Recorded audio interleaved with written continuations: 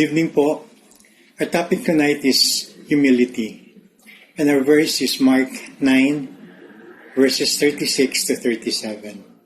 And it says, He took a child and had him stand among them.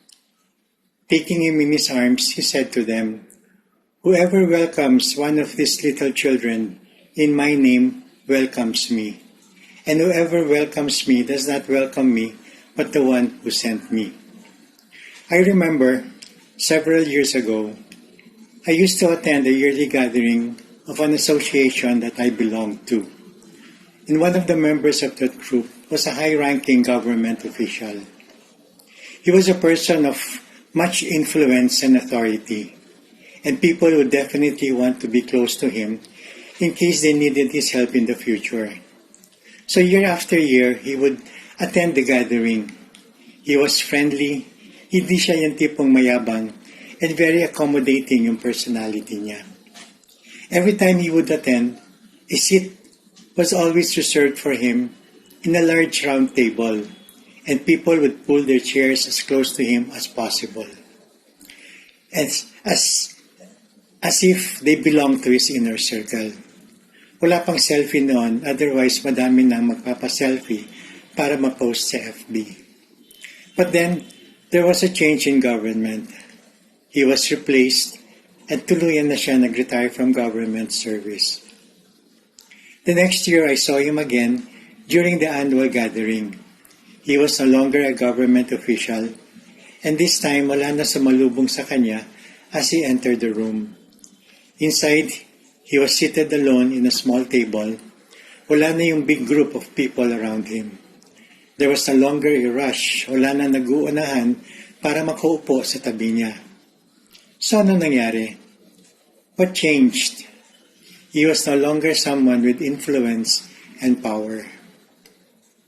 During the time of the disciples, widows, the elderly, and the children, like the one in our verse, didn't have much influence in society. They were not influential persons. Children, like widows and the elderly, were considered physically weak, burdened on society, and they had little social and no political value.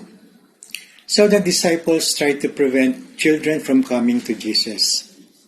Not because magugulo sila or makukulit sila, but because the disciples did not understand what the kingdom of God was all about. In Acts 1, verse 6, his disciples asked, Lord, will you at this time restore the kingdom of Israel? The disciples had a political agenda, that the kingdom of God was the earthly kingdom of Israel, to be brought about by the power, by the might of men, and definitely not children. To them, children had no influence to bring about what they perceived as the earthly kingdom. The world today tells us that it is good to pursue our own personal agendas.